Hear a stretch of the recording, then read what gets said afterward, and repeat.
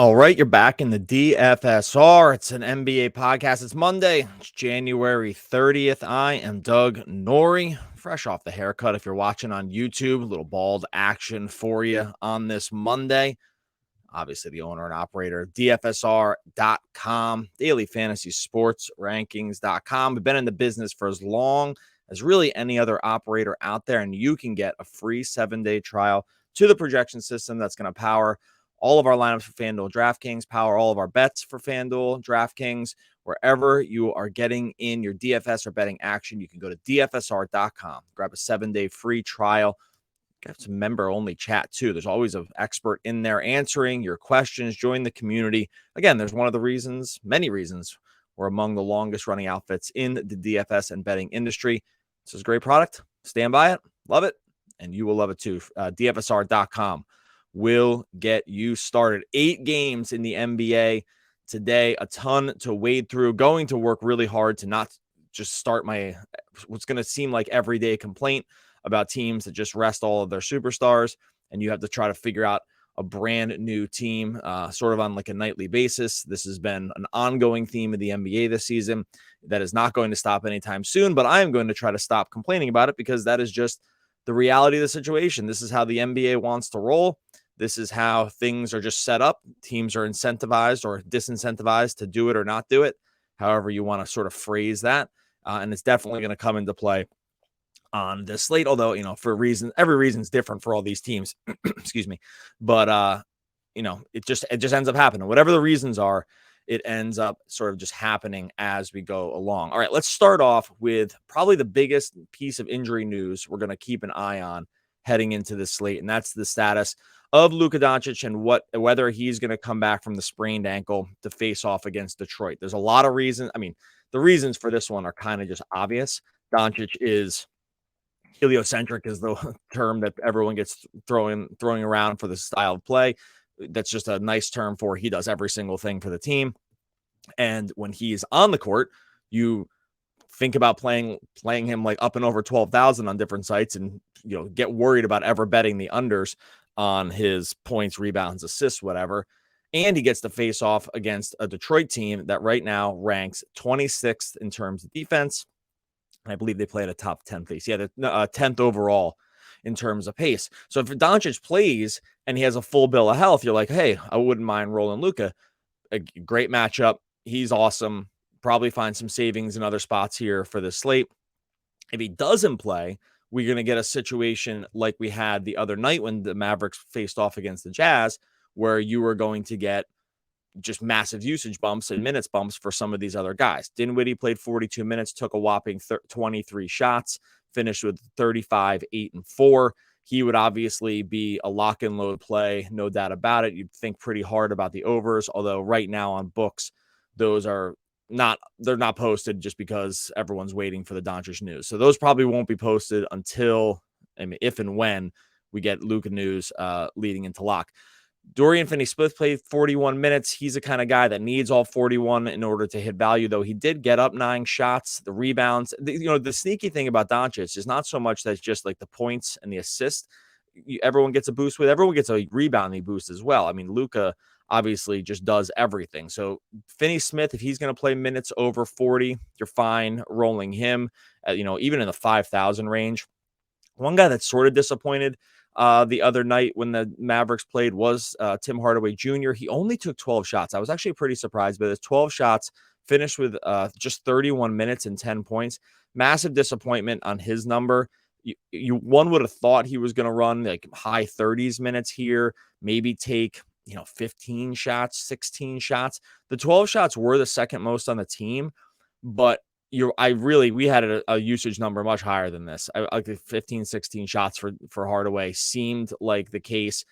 If the minutes had been there, maybe that would have been the case as well.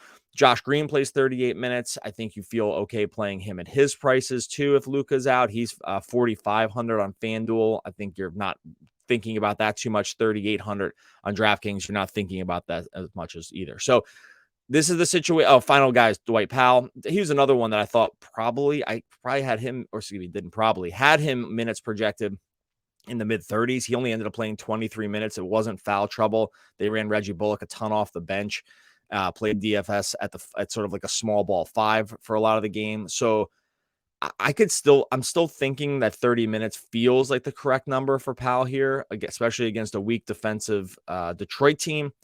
But I don't feel amazing about it after the 23 minutes he played on Friday night. So this is an interesting spot. We're going to have to wait on the news. Hopefully we have it. This is an 8:30 start.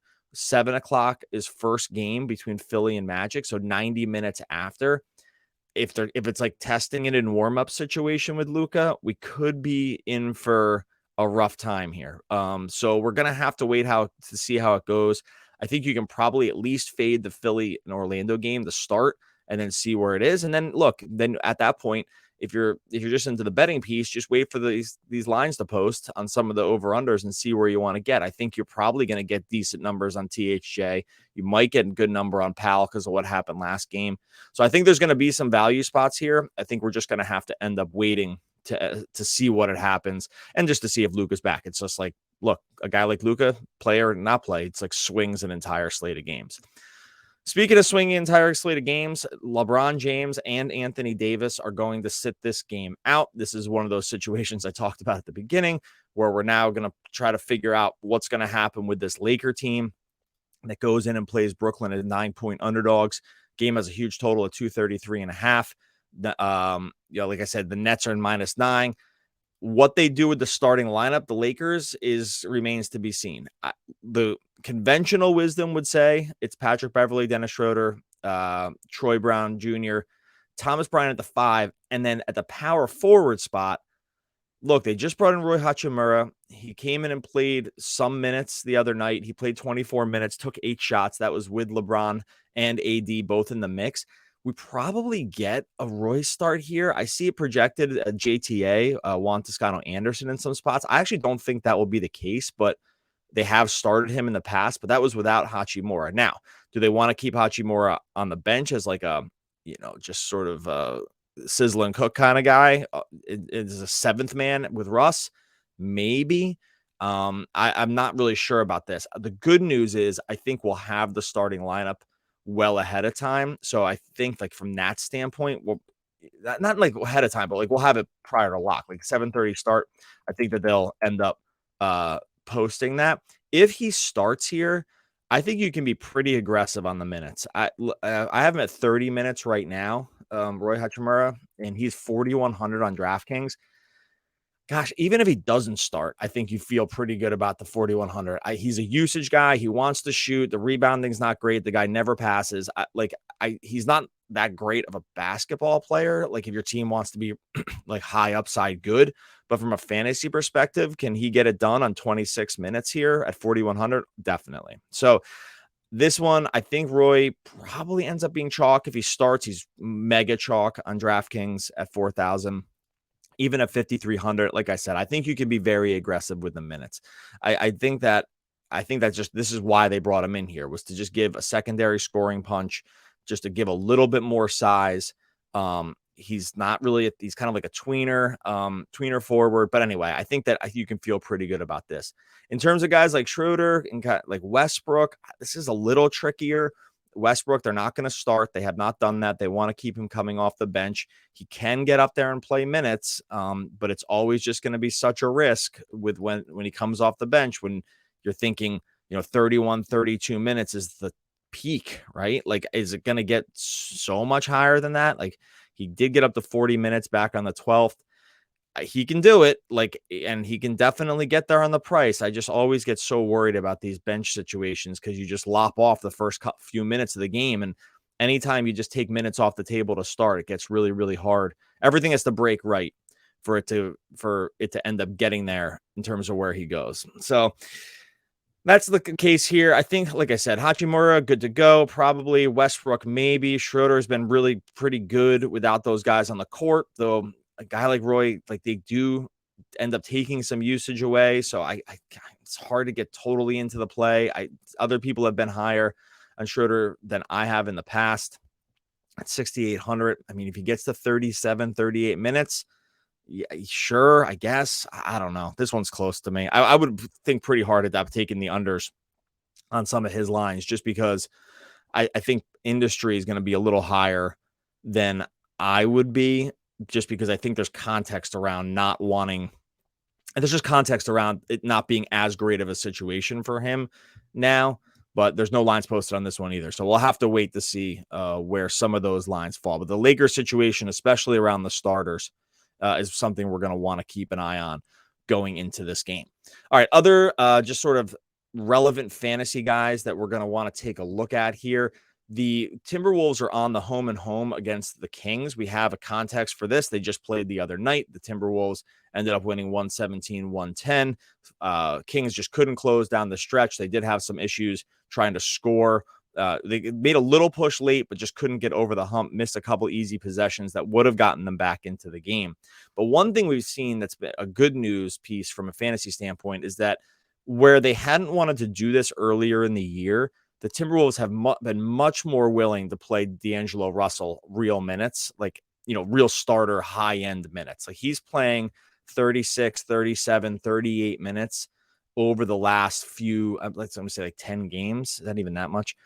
Yeah. So going back to, no, not even 10 games, but going back to Houston on the 23rd, D'Lo's played 42 minutes, 39 minutes, 37 minutes, 37 minutes. Like, that is a very good sign for him, especially considering the prices have not really caught all the way up to this kind of opportunity.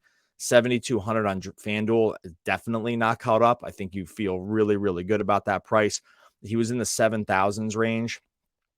He's right at 7,000 on DraftKings. I think you feel really, really good about that price too. It's just it doesn't really reflect the fact that they are fine playing him like real high-end starter minutes now. Gets a really nice matchup against the Kings here. Kings play the 7th fastest pace in the league, and they are, I think, bottom 10. Yeah, they're 24th overall in defensive efficiency. That's the sweet spot when it comes to rostering guys in fantasy. You feel really good about that. The other night, did it turn out perfectly for him? Now, 25.6 assists, 2 rebounds, took 14 shots. I think, like, overall, it's a fine line. I think that this is probably at the low end of his contribution if he's going to play 37, 38 minutes.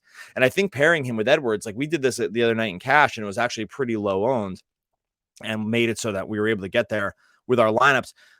Pairing Edwards and Russell together against the Kings at the shooting guard and point guard positions on FanDuel and on DraftKings as well got you there. I mean, Edwards ended up taking 21 shots. He finished with 34 points, 10 rebounds. I think you can feel pretty good about going back to this pairing again. It's not something that people often want to do, I think, especially with Russell, just because I think the minutes are scary and have been scary for him in the past and earlier in the season when it was like 29, 30 minutes. They bring McLaughlin off the bench, Jalen Noel coming off the bench. Like, these other guys would get burned and would kind of dust him off some of those minutes. That doesn't look like it's really the case right now. So I think in general, I feel fine about running it. And like I said, I feel fine about running it. And I think that other people might not be fully on to this play yet in terms of what his overall, specifically D'Lo. I mean, Edwards is a known commodity here at this point, but specifically Russell, I think that there's probably a hesitancy to go all the way there on that. That could just be me speculating a little bit, but I really don't actually think that's the case. So keep an eye on this situation. I think you'll probably get them on their own. Maybe the pricing gets a little bit weird, all things considered, but I think it's overall a pretty good spot. All right, moving on. The Shai Gilgeous-Alexander and the Thunder, they are going to take on the Warriors in this game. This game has the highest total at 242 on the slate. It's like 6 to 7 points higher than the next closest games. It's 10 points higher than some other games. It's a real testament to the Thunder and what they've done this season, that they are only 4-point dogs against a fully healthy Golden State team that's going to get Andrew Wiggins back here. It's because the Thunder have just so far exceeded expectations that they are just a good team at this point. And it's basically built on the back of fantasy guys. I mean, Shai Gilgeous-Alexander has been absolutely amazing. Giddey has been really, really good this season. And then it's been sort of a revolving door about who else gets run on this team. It was obviously Lu Dort was a guy you could trust for at least minutes, but he's hurt. Aaron Wiggins started for him last game. From a fantasy perspective, was good on 31 minutes, although only took 6 shots. So I'd be a little hesitant to run him back, even though the line looks good. 10 points, 2 steals, 2 assists, 7 rebounds. That looks good. I like the usage just really wasn't there. But SGA, I mean, look, 21 shots, a Warriors team that plays fast. I think you could think about doing that. Golden State plays the fastest pace in the league by like 10%. So I think even with the defensive efficiency being decent for them, Gilgeous Alexander, if Doncic isn't in this playing here and you're looking for guys to spend up on because you're going to get some of those savings on guys like Hachimura and some of the Lakers guys, maybe even some of the Mavericks guys too. Yeah, dude, SGA. I think that's a pretty easy play here. And in the past, we would have been really worried about blowout risk in this game. You know, OKC in the tank, Golden State fully healthy. The line does not suggest that that's going to be the case. Can blowouts happen? Of course, they always are on the table. That's just the way the NBA is, make or miss league. You can just run into great shooting or bad shooting from a certain team. But if you're using the line to inform your decision about likelihood of an outcome, +4 for OKC looks like a spot that we don't really have to fade. And I think going into the season, that would have felt like just totally bananas. But that's just not where we are with this case. So I like the Thunder guys here. I like Shea. I don't mind Giddey. You know, maybe you want to take a risk on like a Jalen Williams type just for salary fodder, hoping that he gets minutes into the mid-30s, which I think he can. I think this is a situation you want to target. I'm not as much going back the other way with the Warriors, just with them getting fully healthy. It's just there's too much of a usage dispersion around all the other guys. So with Wiggins back, with Poole there, with Curry, Clay, I don't think you're really getting away with a ton on their prices. But the game has a super high total. And if you want to stack the game because you think a couple of these guys go absolutely off, maybe you spike in overtime, I think this is definitely a game that you do want to target just because the overall total is really high. Okay, finishing this off, just a couple other news. And real quick, I wanted to pull up Nic Claxton. Nic Claxton, this guy, you know, probably some of you might know that I cover the Brooklyn Nets for the Locked On Nets podcast. So you can go check that out. So I've been covering the Nets for a few years now. If there's an area of expertise around basketball, among other things, it's definitely with the Nets. Do not undersell what Nic Claxton is doing here, dude. This guy, especially if Simmons is out, where they sometimes don't want to run their minutes together. These are his lines over the last, I'll go back 6 games. 13 and 12, 27 and 13, 25 and 11, 24 and 15, 20 and 5 against the Jazz, and then 20 and 11, 15 and 11, 17 and 13. He's a double-double machine. He's actually he's got the number 1 best field goal percentage in the league, best true shooting in the league. He's made, he's made 28 of his last third. Oh, is it 20? He's only missed twice. Yeah, he's made 28 of his last 31 shots. 28 of his last 31 shots from the field. That's totally ridiculous. And I didn't even get to the blocks. The blocks, he leads the league in blocks. 3 blocks, 2 blocks, 2 blocks, 3 blocks, 4 blocks, 3 blocks, 4, 4, 4. The list goes on. This guy's a block machine. He's a double-double every single night right now.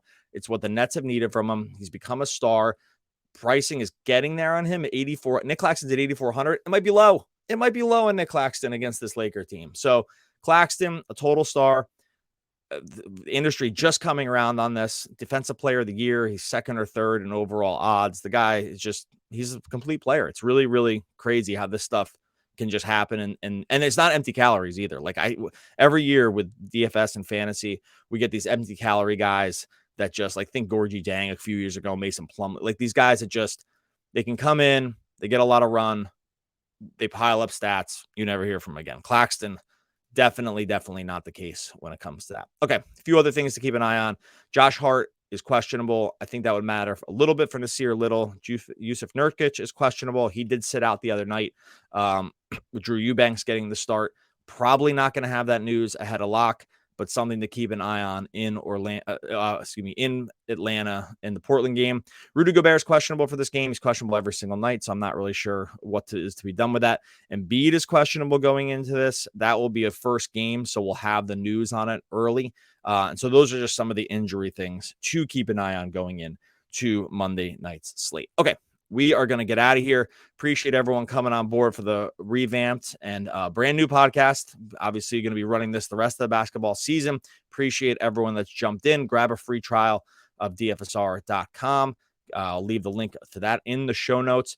Also, just go over to YouTube. Subscribe on YouTube. That is totally free. We're going to have a bunch of cool new deals, new sponsors coming over the next couple of weeks. Really, really getting pumped about that. So keep an eye out for what's going to be happening with the podcast and on YouTube. Subscribe on YouTube and go to DFSR.com for a free trial. Good luck in NBA action on Monday. We'll be back tomorrow talking